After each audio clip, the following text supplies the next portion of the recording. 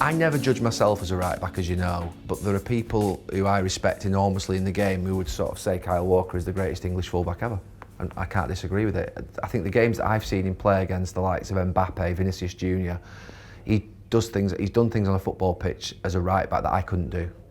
So when I look at the fact, would I want Kyle Walker defending against Vinicius Jr. over Gary Neville? 100%.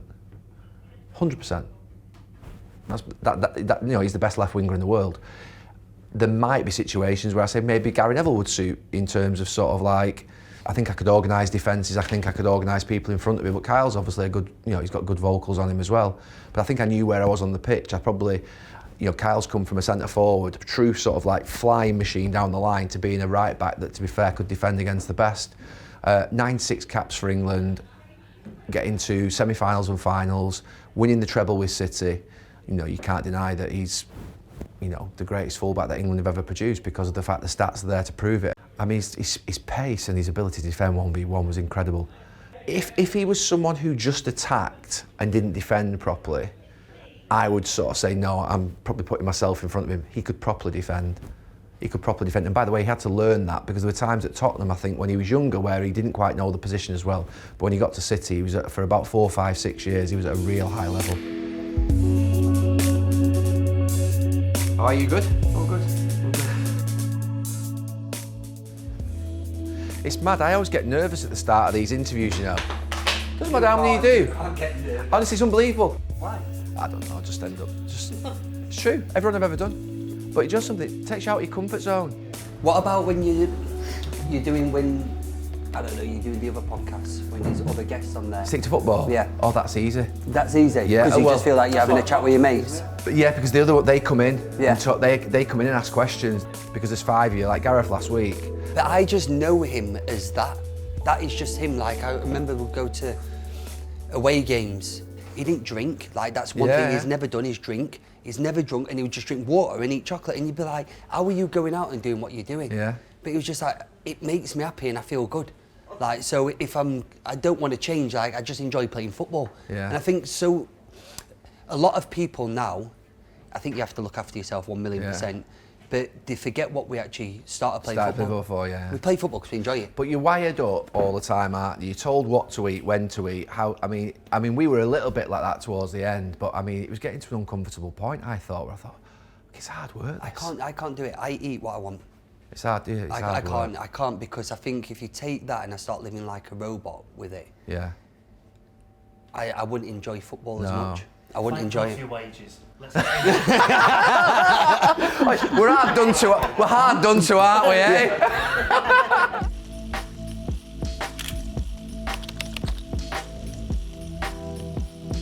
I'm fuming. Yeah. So I'm not playing. I know I'm not playing the night before. I've had to sleep on that. But then also I'm thinking I've got to write a speech for the lads to make sure that they're going out and winning this Champions League for me. What is the genius of Pep Guardiola? It's the simple things that make the big difference. Having won the Premier League, beat Manchester United in the FA Cup final. Pardon? Yeah, beat Manchester United in the FA Cup final. We'll edit that bit out. It's always been a dream of mine to play Sheffield United again. How hard is it to mark Arsenal's corners? Horrific. What is it? What they set them up down it's the back? It's weird, but the movement is just not normal in football. I've caused it completely. If they've overstepped to mark a little bit, I'd probably say yeah.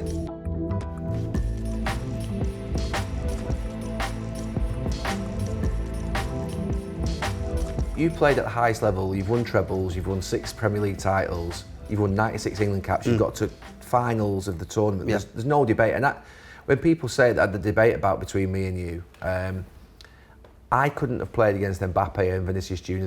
The thing I bring it down to is not the trophies, because we've all won pretty similar. You know, we both won a treble, both won multiple Premier Leagues, both had a lot of games for England. I don't believe your 11 extra caps for England makes you a better player, but what does make you, I think, a better fullback than me is the fact that when I watched you against Vinicius and against Mbappe, I wouldn't handle those two. But that's my quality. Now, you could cross a ball better than me and put a ball in the box. So but I always come down to, I always have a go at modern fullbacks that can't defend. So what I've got to do is then say, right, when you're playing against the greatest in the world, which Mbappe and Vinicius are, you could handle the greatest in the world of your time. I would have needed a couple of players around me.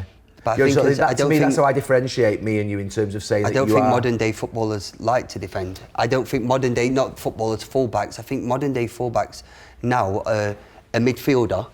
Gone back there. I would judge a right back. If I see a right back getting done on a one-on-one regularly, or at the back post regularly, or giving goals away regularly, I don't care what they do going forward, really. I do, if they're that special like Trent, you do. But I'll be honest with you, I'm going to probably give them a little bit of beef if they're giving goals away. So I think you have to still, watch your corner and watch your back post and watch, close your side down. So you did that. I mean, literally, Pep left you back there for about 6 or 7 years, knowing full well that no one was counter-attacking against you on them corners. Anyway, let's talk about right back. And to be fair, you brought it on to the discussion now. When I first watched you as a right back, you played at Tottenham probably when I'm first watching you. You're a completely different right back. You're flying forward. You're lightning quick. You're going... I mean, at that point, I wouldn't have said you were probably the best defensive right back at that point. Defensive errors. I've made errors. To be fair, we can have an open discussion because you've improved to be at a level where you'd have been the best right back, I think, in the world defensively. But I always thought when the ball was on the opposite side and at the back post, that was the thing. That was the conversation I used to have with you. Is sometimes your biggest danger is when the ball's over there, you've got to be doing that all the time. Correct. But you improve so. Talk me through that journey of improvement and sort of obviously going from playing at Tottenham, the expectation levels at Tottenham compared to then going to City. I think Tottenham was more. You had a good conversation with Gareth, and I think it was just go and play. Bailey, go and play. Yeah. Go and play. We had very good players in the team, and we kind of gelled together well enough to be where we was. Yeah. I think once the likes of Modric, Gaz, Aaron Lennon, Defoe, they then petered out, and the new generation came in of Dele Alli, Harry Kane, Christian Eriksen, Moussa Dembele. Yeah. We took it a step higher because we was all hungry and eager to obviously prove that we should be playing for Tottenham Hotspur. Yeah. But I had lapses of concentration, and I blame it down to just being not experienced enough. Just young at the time. Just young, and I was learning my trade. I think once I got to Man City, I was older. How did that come about? The City move? Well, I had a good season. I had a good season at Tottenham. I was playing in the back three, back five, as you want to call it. Me and Danny Rose on the fullback scenario, and I got a call one day from Cheeky saying that they would want to sign me. I'm not going to say that I was umming and ahhing. I wasn't umming and ahhing for one bit, but I was sceptical because I was comfortable. At Tottenham. I was comfortable, and to go there with Pep Guardiola, you're thinking, do you need this? Not do you need it, but are you ready for this step? But I was 27, so it was now or never. Yeah. Did other clubs come in? Chelsea. Who's the manager of Chelsea at that point? Conte. Oh. Yeah. Very different styles, eh? Yeah, Marina, I think she did. Yeah, Marina. I was speaking to her, but I couldn't have gone there. Because of the Tottenham Chelsea thing? Because of the Tottenham Chelsea thing. So I wouldn't have gone there. So the only option was Manchester City. I think Bayern was kind of flirting with it a little bit, and I think as what Bale said as well, that Daniel wanted to send me over to Germany. Yeah. Because he didn't want to sell me to a competitor. Yeah. But as soon as I spoke with Pep and everything like that, and you kind of knew that the project that they was wanting to do, did I ever foresee that we would achieve what we achieved? Completely not. But I knew that it was the right time for me to make that jump, and I had to sink or swim. What's the first conversation like with Pep? What was it? What did he want from you? What was it? Was it a football conversation or a personal conversation? What was it? No, it was a football conversation. I mean, I can't completely understand, but he said that he wants me and he needs me. I think that they obviously just got into the Champions League the season before, and I've said the story before, but I remember getting off in the pre-season, and you've got Cunny who was just like balling around training. Bad trainer, really bad trainer. Yeah, Aguero, really bad trainer, but he turned it on the game. Yeah. And I remember getting back into my hotel room after and speaking to my dad and saying, I think I made a mistake here. I went from a Pochettino team of running hard and we're going to run all over you and we're going to dominate in that area, then also with a little bit of quality from certain players, we're going to go and win the game. 2, I'm looking now and thinking, well, we're doing hardly any running in pre-season because Pep doesn't like running. And basically, doesn't do any running in pre-season hardly. You get a little bit, but it wouldn't be a lot. It'd be mainly with the ball. And you'd have been used to, obviously, at Sheffield United, Tottenham doing runs, doggies. We came to watch Maurizio's training. You do running during the season with Maurizio. We had the famous thing called the Gacon, and everyone who's what was that? The Gacon. Whoever played for Tottenham will know the Gacon. I think it starts at 145 metres. You have 45 seconds to get there. You walk up 5 metres, and you have to then run back. So you've got to run 145 metres in 45 seconds. Walk up to 5 metres to the next cone. So now you're on. You do that quicker in 45. Yeah, of course. But all of a sudden now you're running 210 metres in 45 seconds after run. So it's just a continuous thing. Oh. And I remember it carries on. So I think there was like 16 or 17 different cones on front of that. The only person I ever seen complete was Dele Alli. Dele did the whole. It was an animal. He was an animal at running. Going from that to then not running, more ball work, short, sharp sprints, doing a little bit of power, like gym wasn't a thing at City. You didn't do gym. Team don't run, they don't do any strength work. Not bad at football. They're unbelievable at football. But when you... But do you know something? It sounds crazy. You hear a lot of people complaining about sports science, don't you? About doing too much gym, too much sort of what will be strength work, too much running, too much physical side. And yet you've got a guy who basically is winning everything over the last 10 years who doesn't do a lot of that. But I'll tell you what, a lot of teams got a lot of injuries. Yeah. That probably, you know what I mean? I always feel that these people in different positions and you play a completely different way. My position is not a plod. It's explosive. Yeah. It's from walking to sprinting continuously over 90 minutes, 100 minutes of football. You make me plod up and down the line, my back's going to go, or I'm going to feel, pains in my back. So I think different people need to do different things in a training week to make sure that you're good. The most important thing is, whether it's on a Tuesday or Wednesday in the Champions League or on a Saturday, that you're ready. And 9 times out of 10 at City we was ready, and if you wasn't ready, you know that the person who sat on the bench waiting to take your shirt is going to be ready. But he expected you to play every 3-4 days. He didn't change his team a lot, Pep, did he? Too much? I mean, I don't think. I mean, even at Barcelona, he didn't change his team that much. It wasn't mad, but he did have the changes. I think the wingers probably got it the hardest. With Riyad, Raz, Leroy Sané, Bernardo didn't play in the first couple of years of his Manchester City career. He was on the wing, and if you didn't get a goal or an assist in them as a winger, you'd be off, and they all knew that. So the pressure that they had to deal with playing underneath him in getting the goals and assists was massive.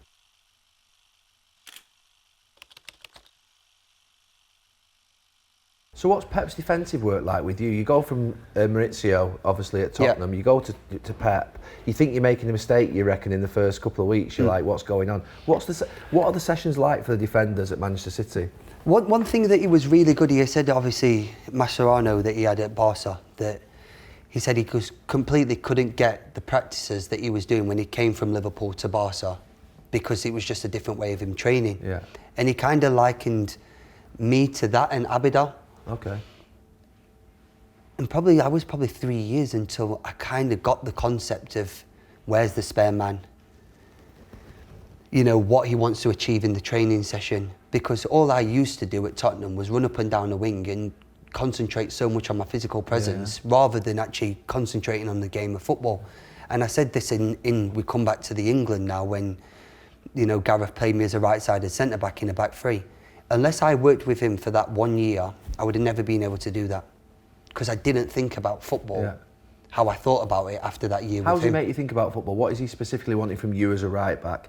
And your role did change slightly at City, didn't it? Because you started, at first you were going forward maybe a little bit, but you ended up staying back, didn't you, really? Well, before he had me and Mendy. Yeah, me and Mendy bombing up and down the wings. I remember the second game, I think, of the season. We played Liverpool, they played a back three or a back five. Yeah. And then we then dominated that. I don't know if that was the 100 points season or not. I can't quite remember. 100 points the first season. So all of a sudden it's like, okay, well, this is too easy. We then did the same the next season and did the Forminables and won everything in England. Yeah. Then all of a sudden teams started to work us out. So then he changed to the back three and rolled in the centre back inside. Yeah. And I think he's constantly evolving in how he thinks the game of football is to be played, but then you have to evolve at the same time as him. And I think that's why he challenges all his players to do that. Bernardo Silva, for a prime example, he's the player that gets the way that Pep's thinking the quickest out of anyone. You could play him anywhere.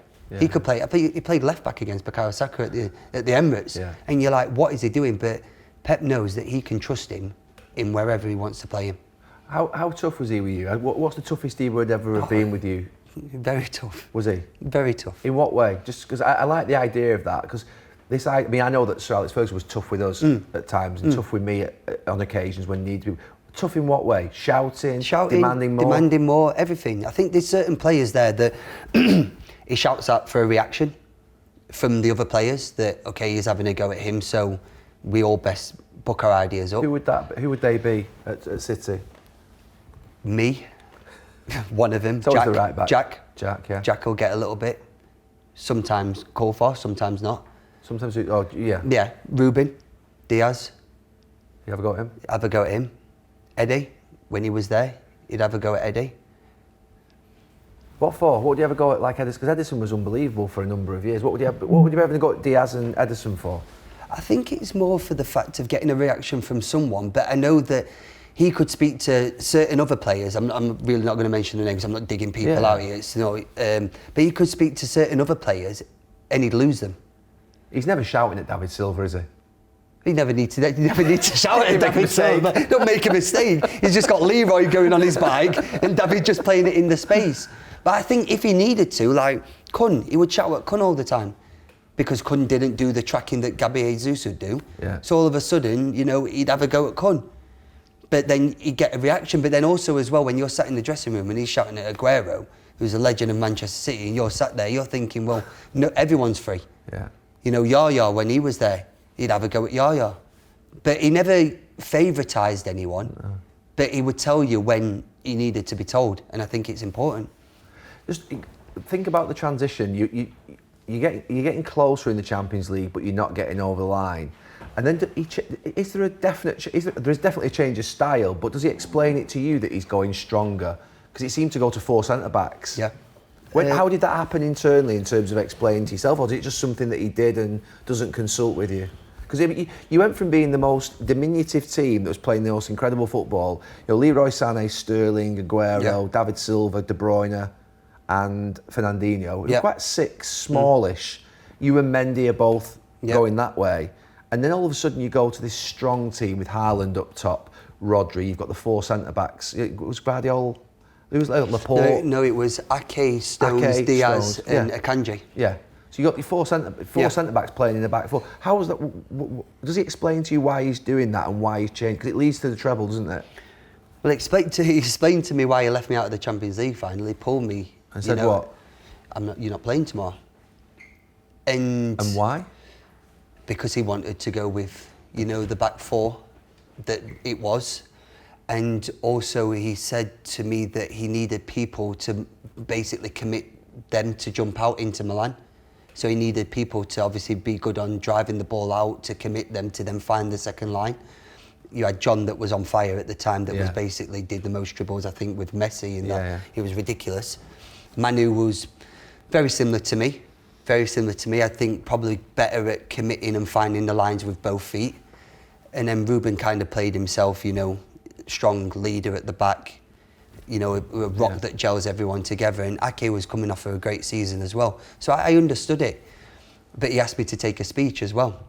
What do you mean? I had to take a speech in the dressing room before. You made the speech? I made the speech. To be fair, I find that fascinating, really. I mean, it's incredible in some ways. Yeah. Almost genius if you can get it. So, 2 things. What did he say to you and the reasons why he wanted you to make the speech? And what is your speech? The reason why he wanted me to make the speech is a thing that probably he's just made up in his head, that he thinks he's going to motivate the lads. The rest of them? I don't know. What did I say is that your dream is in my hand. I've got my dream is in your hands now. At the start of the speech, I was nervous. Oh, you would be, I was nervous, but it's something that I've dreamed of. Obviously, getting close against Chelsea, you win the Premier League once you win one. Obviously, you can say you've ticked off. You do want to go and win another, but this is the one thing that, having won the Premier League, beat Manchester United in the FA Cup final. Pardon? Yeah, beat Manchester United in the FA Cup final. We'll edit that bit out. To then go and do this treble and not do it, it'd have been a catastrophe. It'd have been an absolute nightmare. It'd have been a nightmare. And we had to do it. So, in all fairness, do I want to be on the pitch? Of course I do. But what I've dreamt about now is in your hands, and I can't do anything about it. So what am I going to do? Sol can be in the corner and not be one of the leaders that I'm meant to be. I need to obviously man up. Listen, it's a decision. Like I've just had to experience with England and stuff like that. Sometimes in life, you're not going to experience things that you like to hear. Yeah. It's fact, but you're going to have to deal with it. And it's a decision that another man has made, which he feels is best for the team. And I have to respect that decision. Is that something that you would do regularly? I mean, I take it that you have a player speaks before every game then at City, is that right? Or is it just before the big games? No, it's never happened before in the dressing room. He's never asked a player to make a speech? Never. Vinny would have done something, of course, Fernandinho. The captains would have done something, but mainly it would have been Pep doing the talk before we went out onto the field, So it's something that was quite unique. I mean, Champions League final. League final. I'm not sat in my room the night before thinking I'm writing things down and what I'm going to say, because I'm trying to G the lads up and everything like that. But I'm fuming. Yeah. So I'm not playing. I know I'm not playing the night before. I mean, normally Pep kind of gives his team probably the meeting just before you go to the game. So all of a sudden he's dropped the bomb to me and named the team. I've had to sleep on that. But then I'm thinking I've got to write a speech for the lads to make sure that they're going out and winning this Champions League for me. But luckily we did, and I can say that my speech helped. What is the genius of Pep Guardiola? People talk about the genius of Pep Guardiola, and we all know that word is used regularly about him. What is the genius of Pep Guardiola when you've worked with him so closely? It's the simple things that make the big difference. The simple pass, the simple decision of not turning the ball in stupid areas, or he likes to, third man running. That's his big thing, and finding the spare man. And I've said it before, that football is never man v man. People say it's man v man. It's not man v man, because you've got a keeper in one net and a keeper in another net. Now all of a sudden, if you've got the ball and you're playing with the keeper, you've got a man up. So if they come man v man, we played against Bielsa's Leeds once, and I can remember him saying to Laporte, if no one comes to you, run the ball directly to the goal, and it'll just open. Lo and behold, in the game, he ran the ball to the goal. It just opened. So the types of information that he gives you, it just plays out in the game. And I think that's what he does so well, in giving you the right information where you don't have to think about anything but just to follow his orders, really. Is there ever a time where you've seen him not know what to do, or think, not sure you got that right? Because obviously he's done everything, hasn't he? We know how good he is, and we've seen it. I used to turn up to City games for Sky and think, this is just an inevitability. You're never dropping a point. No. Of course he has. And I think he would be... Would you ever admit that in the dressing room if you got it wrong? Yeah. He's so approachable. He's so approachable. I have many chats with him. Many chats. Even now? Even now, I go into the training ground now. My son's there. He plays for the under-10s. And I go, and it's like I've never left. Yeah. So they let me in. I go and eat food. I went and had a conversation with him probably 2 weeks ago and sat in his office for an hour, just talking, or just in life in general. But I think that's one thing that's very good, and that they need to probably carry on for the rest of it, is that us players have changed that club and built what we've built over the last 8 years. I don't know what it's like when you go back to United, but they can't forget what we've done. They can't, and they won't forget what they've done, because even the chairman, Khaldun, has said, this is your home. Yeah. This is your home. And to me, that's important. It's important because obviously without them, I'm not me. But without us, that group of players, City don't achieve what they've achieved.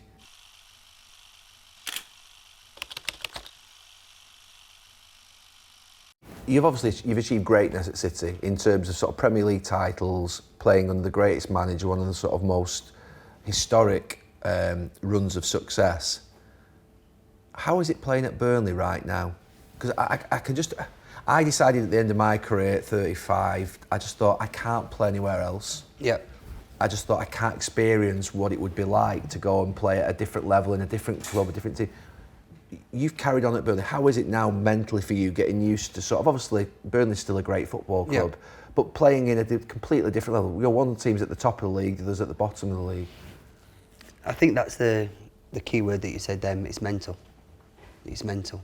Is it tough for you? In your head to be at the club that you've been, experience what you've experienced, and playing with people that I've played with. And this is no disrespect to Burnley whatsoever and the players there, because I honestly think that they're a bunch of young men that are fantastic. The dressing room is class.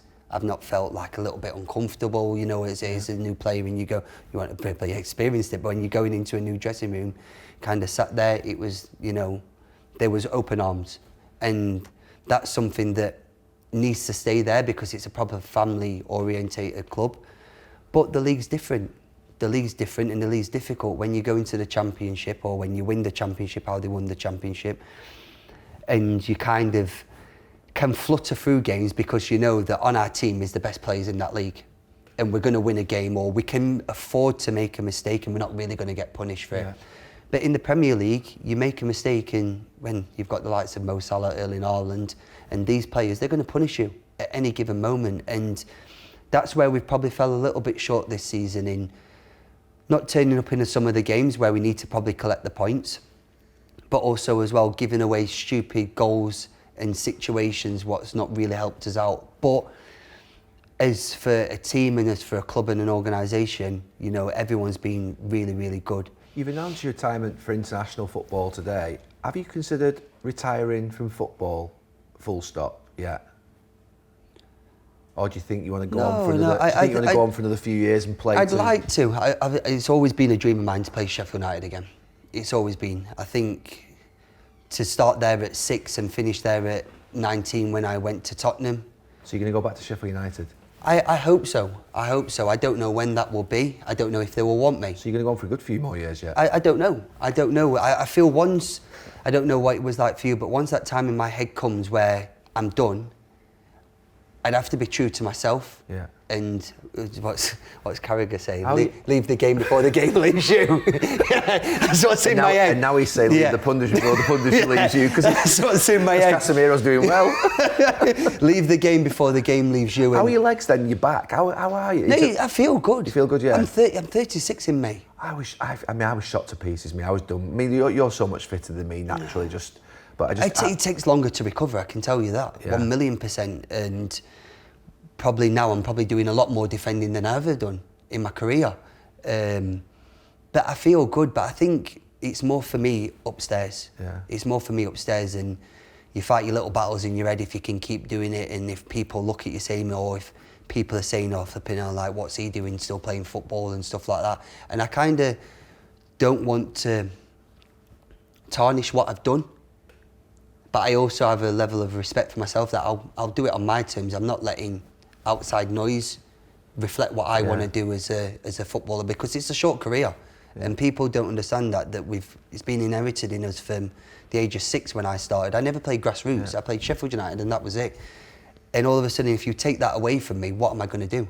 What do I go into? I've not done anything else in my whole entire life except football. So it's a big part of me, and to let it go, it's hard, but sometimes you have to let it go when you're not good enough anymore. Yeah. Can I ask you about the outside noise? Because you've had an incredible amount of outside noise. Yeah. You have, haven't you? I mean, to be fair, to the point whereby it must have been significantly uncomfortable. Yeah. How do you deal with that, and how do you sort of reflect upon that? I think as footballers, you develop very tough skin. I think with the social media platforms and everything like that now, you develop a tough skin where you kind of have to... I can't read everything online. I can't read anything online. And when I'm wrong, I'm completely wrong. I'm completely wrong, and I deserve every bit of criticism that I should get thrown my way. But sometimes I think that the outside world and the media push the boundaries a lot, and they take away your fact as a human. You know, when my wife or myself or my kids are walking down the street and you've got paparazzis jumping out on you, I've caused it completely, and you can write your articles about me, but they're just kids that don't really need it. And my wife is just a normal girl from Sheffield. You know, she doesn't really need it, but I've put them in that situation myself, so I have to take accountability for that. And how do you feel about that? Just, I mean, 'cause to be fair, it's something, they were having a field day with you for a period. Yeah.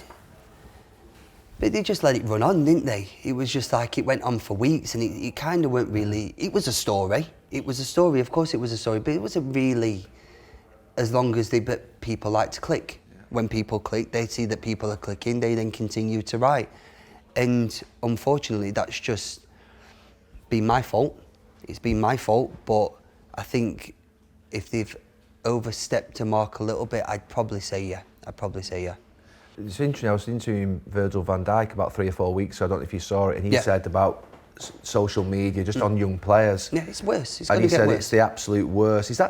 Were you a little bit protected from that at City in the sense, because you're so successful, everybody, to be fair, most of the time was praising you for the football. They couldn't do anything but is there like, you know, the likes of Jack Grealish you mentioned earlier, Phil Foden, they get a lot of attention. There's a lot of criticism if it doesn't go well for them. Did these lads need protecting from it? Should they read it? Should they have their own accounts? No, I don't think they should have their own accounts. I don't think they don't need to. Like, obviously, I remember one of your interviews. I do watch a lot of your interviews, but one of your interviews when you used to obviously say about you know, it's not a generic post. Yeah. But you know, now you look at it and it's like, do I really need a 20-year-old, a 21-year-old reading that sort of stuff that people are saying about you? I don't think they do. But this generation of footballers, the next generation of footballers that are coming through, it's only going to get worse. Yeah. Because everyone is entitled to an opinion that they can send to you now. When I first started at Tottenham, there was nothing like that. I think Twitter just came in. Yeah. But no one, you kind of got your opinion from the paper and that was it, it was done. Yeah. You know, you don't get your opinion from, you know, 3 million, 4 million, 5 million followers that follow you on Instagram that can just send you a direct message but are not accountable for what they're saying. And I just think that we need to protect the young footballers now that are coming through. You know, the likes of Phil Foden, Cole Palmer and stuff like this, because they're our generation that we're depending on and going and winning tournaments. And if we're just constantly peppering them and putting so much pressure on them, they're not going to play football correctly. What does the end of your career look like, as in, what do you do beyond football? I mean, you're getting to 36 now, it's obviously you're going to play for a few more years. You can see you've got another year at Burnley, you've got a 2-year contract at Sheffield United. that just negotiated for you. Perfect. So you're 39. Yeah. What is Kyle Walker going to do? You're doing your coaching badges, you said before. Yeah, I'm doing my coaching badges just because I want to have that as a string in my bow. Yeah. It's not that I'm going to go into coaching or I want to go into coaching, but I feel that if I could give back, again, I think you kind of knowing my personality, I'm not really about me so much, I'm more about the game of football. Yeah. And I know it's cliche for me to say, and it's probably like, oh, he's just saying what you want. I'm really not. I do everything for the love of playing football, because if there wasn't football, from where I grew up, I didn't have anything. I want to give something back, and if I can help one player, whether that's not technically, but just mentally, I always say everyone can play football, and you've probably met a lot of players that have come through the game of football, but I think you make it up here. Yeah. Your top 10%, you make it as a football player, whether you can deal with pressure, criticism, ups and downs in your career, injuries. Unless you can't get over that, I don't think you'll ever reach the top.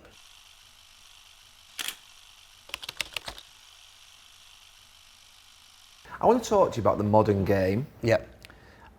Because I think it was really interesting last week listening to Gareth Bale, who's probably the most connected that we've had to football. He's obviously 33, 34, is he? No, he's older than me. No, he's not. You dare. How old's Gareth Bale? He's older than me. Come on. He's 36, is he? Yeah, oh, he's 36. He's older than me. Oh, he was younger than I thought, anyway.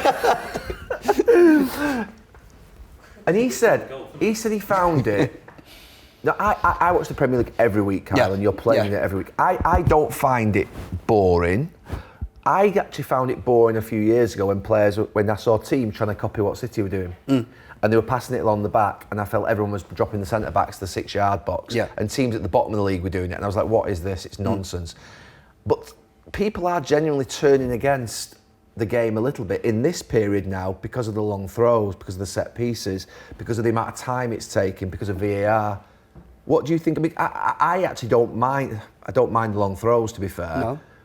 What's your view on it in terms of the game and how it is right now in terms of playing in the Premier League?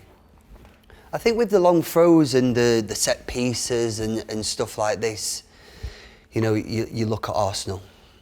For example, everyone's talking about Arsenal, that they're, you know, doing the set piece team. It's allowed in football. It's allowed. If you get a corner, you have to take a corner, and if you score from a corner, well done. Like, how hard is it to mark Arsenal's corners? Horrific. What is it? What they set them up down it's the back? It's weird, but the movement is just not normal in football. And when you're constantly looking over your back, when you're seeing, you know, and Gabriel, Saliba, these big 6'4" men running at you. I mean, I remember I got done on a goal at City when he's trying to touch me and I'm slapping him away, and all of a sudden, one movement there, one movement behind, I've lost him. But and you were man to man, were you? We was a zonal at City, zonal, but he put me on Gabriel because to hold him and try him. But you know, you kind of think, he's not scoring this one. Goal. I remember JT did it to me at Tottenham when we was playing them, and obviously he knew me from England and stuff like that. JT, and he said to me, "I'm going to score this one." I think no chance. And he scored. And he scored. And he scored. That's bullying. It's bullying. I was only 20 coming through. He could have left me alone. But I just think that it's just part and parcel of football, and you'll probably still be doing the punditry, and in 3 years' time, it'll change again. And he'll go back maybe to playing football, or you might get something else. But so it's just a phase. It's just a phase of football that you go through, and that people kind of think that works, and all of a sudden something else will work. And I think I look back to my first years at City, to my last years at City. Completely different, a completely different team. We had Bernardo, David, very, technical players, and now all of a sudden it's powerhouses. Yeah. But it's just football. It's interesting. You've played against City and against this current Arsenal team. You obviously got a major allegiance towards City. Do you think Arsenal have got what it takes to get over the line this year? But they've put themselves in a very, very good position. And do I think that Arsenal are well more equipped this year than what they have in the previous years? Yes, definitely. I think were they harder to play against than this current City team this year when you've played them for Burnley? No. You thought City were harder to play against? Yeah. Just because of the football? I think City know what they're doing, and it's ingrained in them because there's a core group of players there that know what is needed and wanted from the manager, which will be you isolate your fullbacks 1v1, and the wingers will probably 9 times out of 10 win you the game. I think Arsenal, I've worked with Mikel at City, and I think Mikel's took a lot of things from Pep in the way that he coaches. What bits do you think you can see coming through most? It's the formation, it's the up, back and throughs, it's the set the ball, don't turn on the ball. What's that mean? Because I've watched football for a long time. So set the ball and don't turn the ball. So set the ball, don't turn on it. So when we was as a youth team, we was getting the half turn, receive it on the back foot game. He hates it. Pep hates that. Hates receiving the ball on the half turn? Hates it. But David Silva did that under De Bruyne for years. David Silva could do it. David Silva could do whatever he wanted to do. Kevin De Bruyne would never really get the ball and turn. I think you've watched enough of his games now. He'd let the ball run past him. He would never receive the ball and turn. Very rarely. That amazes me. He would then run to we're going to call it a roll-up position, normally with me, where he'd come on the wing. I'd go more inside, he would then come on the wing, and he would turn and face the play then. But in the middle... So in the pocket... In the pocket, you give me 20 clips in a season where Kevin De Bruyne has turned on the ball. I don't think you find it. But I would say that letting it run across your body is that sort of... Letting it run across your body is a lot quicker. It's a lot quicker. He hated you stopping the ball and turning? So to stopping the ball and turning, he said it's too slow. You slow the play down. So if we're going to go quick, it should be Kevin to you to play forward. You're already facing forward. So if I need to break the line, I need to pass it. It's the up, back and through, Up, back and through. I need to pass it back Okay. to you, to then you're facing forward, you can then go and attack. Yeah, I would have always thought that even Ødegaard now at sort of at Arsenal, Foden at City, I can see them a little bit on the half turn. A little bit, but you'd still expect them to do more. To pop it off and yeah. So like, Maybe. and it's the big thing is the wingers. The wingers are key. You know, the 1v1, isolate, pin the fullbacks back, and then it's me v you. And it's a game of who's going to win that battle. In 17 questions, because you've won 17 major titles, I went, has he? 17? That's what I said. I think 19. 19? You I think 19. I've got 6 Premier Leagues, 1 Champions League, 4 League Cups, 2 FA Cups, 2 Community Shields, 1 Super Cup, 1 FIFA Club World Cup. 3 Community Shields. 3 Community Shields. So it's 18 then. You better get me another question. And a championship promotion, so that's 19. 19. QPR. Yeah. Did you win the championship, or did you? I won the championship. You won the league. Won the league Oh, with Neil Warnock. That's a trophy. So that's 19. All right. That is a trophy, to be fair. No, if you won them people that sort of like won the playoff trophy and said that was a trophy, I'd have probably, No. I'd have taken that off you. I won the league. So it is 19 then. Well, I think definitely if you won the championship trophy, that's definitely a trophy. Championship's more of a major The trophy. community than shields are on the edge a little Oh, bit. The community Yeah, shields do are on you the edge. think? I think a little bit. Yeah. Definitely. I don't. How many did you win? I don't know how many community shields I won. Do you want me to check you Yeah. now? I don't think we won that many. We must have done though, eh? Must have won enough. Well, I'm claiming one of them and I weren't there. But I'm claiming one because I was part of the team. It says 20 here, Gary. You can't claim trophies that you've not won. No, I'm there, I'm part of the team. Can I claim the Champions League if I didn't start? I came on. Do you know something? It's true that on Wikipedia, it has me as 2 Champions Leagues. It does, yeah. And I never, ever class myself as having 2 Champions Leagues. I've got 1. So you got 2? No, I was literally in the squad. I wasn't even on the bench. No, but you're in the squad. Oh, no, Kyle, honestly. So it's got you wrong then, because it's 8 Premier Leagues, 2 Champions Leagues, 3 FA Cups, 2 League Cups, 1 FIFA Club World Cup, 1 Intercontinental Cup, and 3 Intercontinental, what's that? No, the Intercontinental Cup was the proper World Club Cup. That was the one that was like before they started calling it the Club World Cup. So how many community shields? It said 3 community You won the shields. same community shields, but you didn't win one of yours, so you're 2. Okay. How many leagues you got? 8. I think that boat's gone now. Not going to catch on that one. You've won 7. I've won 6. No, you've won 7. Oh, 7 leagues, because you've won the championship one. Yeah, but no, Premier League. Right, Let's go. 19 questions, because allegedly you've won 19 major trophies, but it's debatable. You've got community shields in there and everything, to be fair. All those sorts of crap you put in there from City, you know what I mean? Right, toughest opponent. I was going to ask you this. Yeah, I was going to ask this in the main interview, actually, who your toughest opponent. Who would that be? I don't. Oh, come on, you have to give us a name. Who caused you a problem unexpectedly?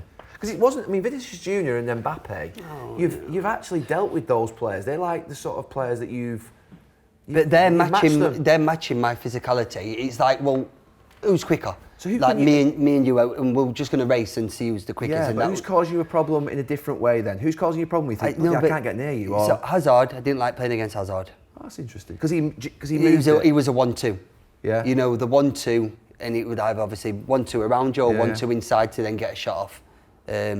Typically the Battle of the Bridge, when he went and scored that, I could probably be closer, or with the way that game was going, probably hack him down.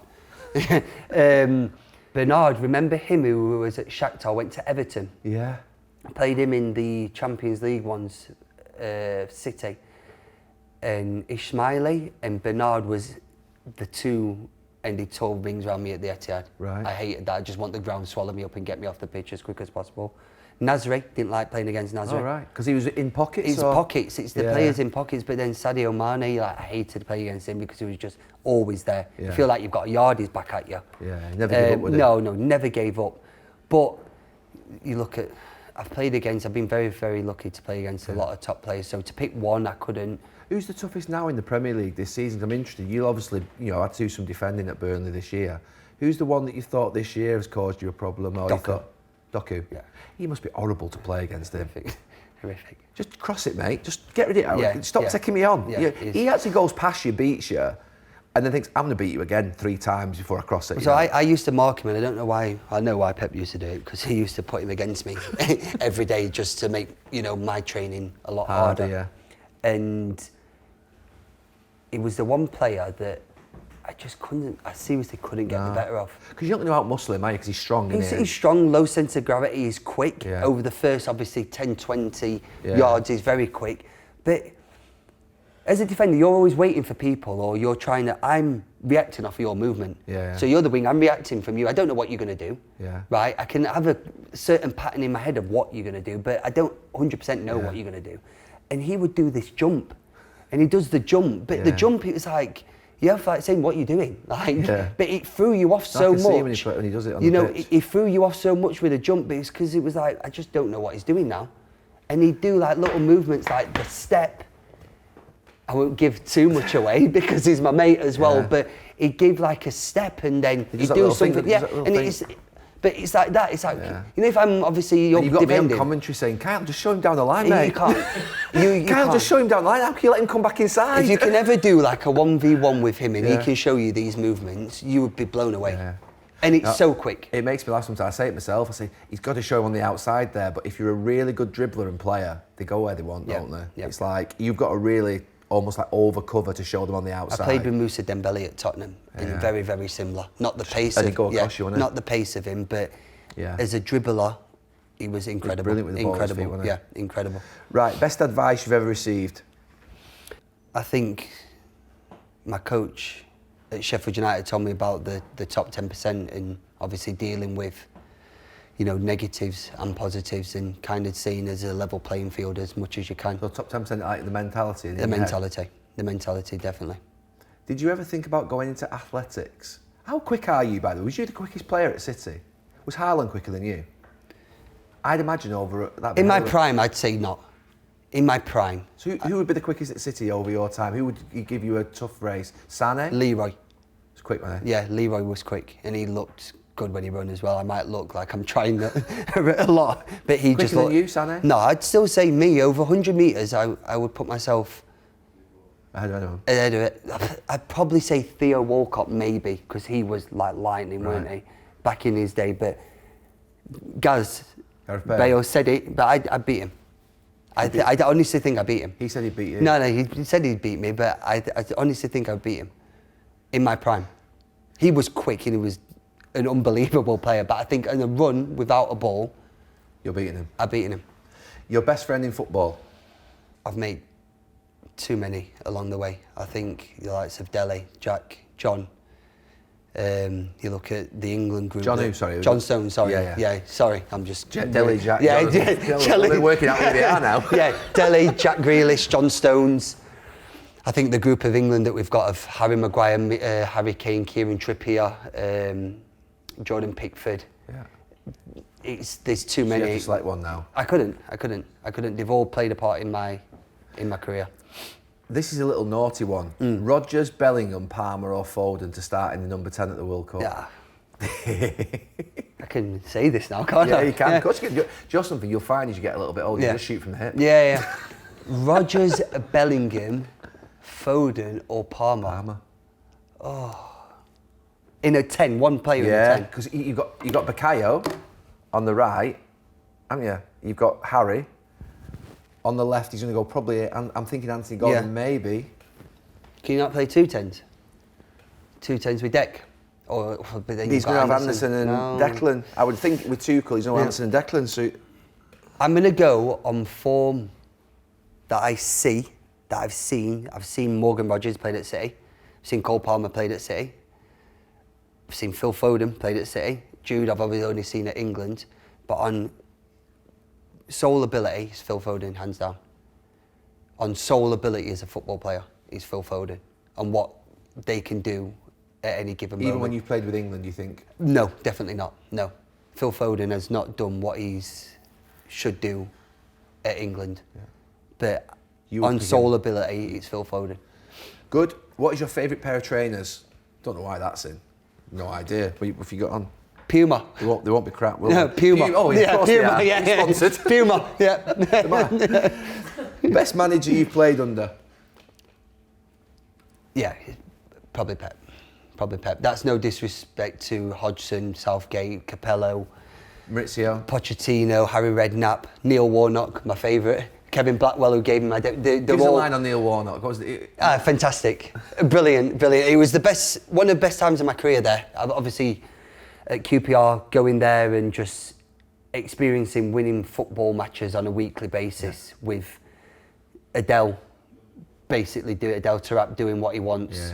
And Neil Warnock, we're driving from East London to West London, probably about 2 hours in traffic, me and Radic Cherney, for Neil Warnock to say, nah, we'll have a day off today and drive back home. But that was just him. That used to happen? Yeah, that was just him, and he was class for it, because it's one manager that I feel that knew how to have the team together, and I think it was important in that dressing room as well. Good. Would you swap your Champions League title for a Euros title win with England? Tough one, that, isn't it? Oh. Not in the circumstances of a treble. No, I think I'd have to. You have to swap it? I'd have to swap it. I don't really... I'd swap it for you. I don't really... I don't really want to because of the treble, but I think for your country, that's the pinnacle of football, isn't it? Yeah. Paddle, what do you make of it? Are you a paddle? They're all paddle players. Everyone's a paddle player, aren't they? It's people that can't be asked to play tennis, isn't it? So you're not a paddle player? I can play it, and I've played it a few times, but I just think it's a short course in tennis that's got glass around it. Like, just all of a sudden, it's just comfort. It's a good description of it. Favourite footballing memory? Treble winning season. Let's move on. No joking.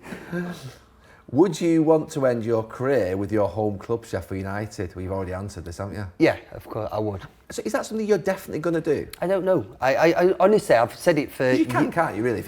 If you say you're going to play for a few quid less and go and play at Sheffield United, they're probably going to say, oh yeah, I'm not going to turn you down, are they? But in my head, it's kind of like I have got so much love for that club, and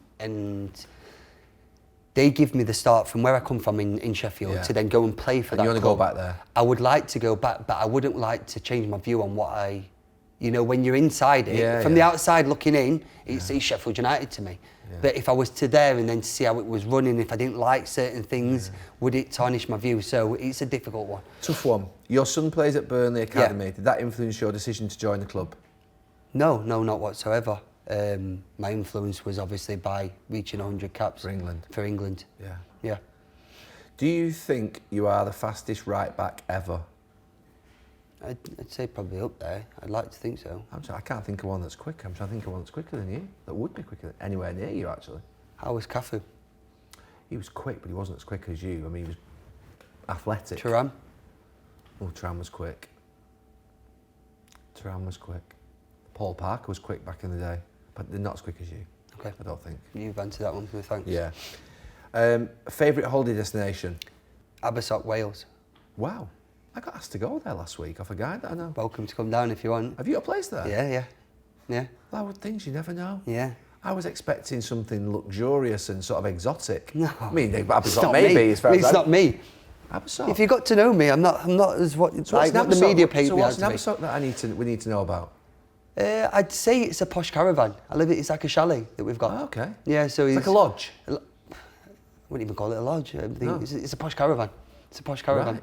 And we just go down there. I've been introduced through people from around the area, and it's just kind of a really good vibe of like a community. It's like a posh council estate, and I think like the kids go in. Sounds great. Yeah, in the morning, leave you, and they come back at night. Fantastic. It's interesting because I grew up in a caravan. Both my nans and granddads had caravans. One in Knott End, which is sort of Blackpool, Fleetwood, Cleveland's way, and my other nan in Blackpool. Yeah. I spent all my childhood in a caravan in Blackpool and Knott End. Did you love it? Absolutely loved it. So when you go to these nice hotels and everything, and your kids are then swinging off chandeliers and stuff like that, and you're thinking, oh my gosh, get me out of here. Right, that's why I prefer to be down there. Abersock it is. Let's get back.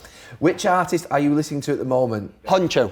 Who? Honcho, exactly. You don't know him. I thought that was a clothing. Oh, it's Poncho, isn't it? That's Poncho on the top of your head. Honcho, what's Honcho sing? He's an American artist. Okay, Yep, great. there you go. I'll get him on the way Yeah. home. Turn it up. Funniest person in the dressing room? Ian Bennett at Sheffield United or Scott Carson? Scott Carson. Scott City. Carson is hilarious. Do you know something? I always say, every time I see Scott Carson come out of City's goalkeeping, he's like City's third or fourth He was goalie. third, yeah, he was third. I always say this, in my next life, if there is one, I'm going to come back as Scott Carson. Everyone says that. You know what I They mean? want Scott Carson's job. He's just going to sit there, he literally warms the keepers up. It's a brilliant life. Tom Eaton's doing the same at United. Tom's a great lad. But he was unbelievable for that group of lads. Yeah. Because we had Just keep you all going all the time. Pep always used to do, obviously, game on a Saturday, you would be in on a Sunday to do a cool down, and then the other lads would then train. Yeah. And we used to call it Champions League on a Sunday because it got so competitive. Right. You So the lads obviously- who weren't playing against each other? Yeah, so you do little five-a-sides. Yeah, And how he used to get that going was very, very good. You know, just that you know what it's like. hard, You come in, it's hard, that. you're disappointed. Lads who haven't played, yeah. Yeah, you want to basically boot balls everywhere because Yeah. you're frustrated. But he used to make sure that everyone was proper switched on for it, and he was a vital part of that team, definitely. Good stuff. Most underrated player you've ever played with? Fernandinho, Yeah. yeah, did the ugly things that people probably don't see. Very unselfish. Him or Rodri as a player? Two completely different. But doing the same job, like in terms of, obviously played the same position, but... Rodri was better on the ball. Yeah. I think Dino wouldn't mind me saying that. But Dino, if you go into Anfield away, you want him by your side. Yeah. You want him by your side, most definitely. Good stuff. Which team was better? The City team that won the treble? Oh, I don't see these before they ask them. It's set running order, Gary. You didn't read it. I didn't read it, no. Which team was better? I know what's coming, The innit? City team that won the treble or the United team that won the treble? I mean, come on. Who would you go with, Gary? Well, I'm obviously going to go with my team and he's going to go with his team. Ask him his favourite film then. Okay, I'm going to change that one out. We're not going to do that one. Your favourite film? Or TV? Man on Fire. Oh, Man on Fire, Denzel Washington. Washington, Yeah. yeah. Proudest moment?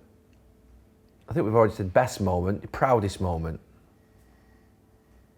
Playing for Sheffield United. Good answer. Where do you see yourself in the future? Hopefully still in football in some way, shape or form. Head coach or assistant coach or youth coach?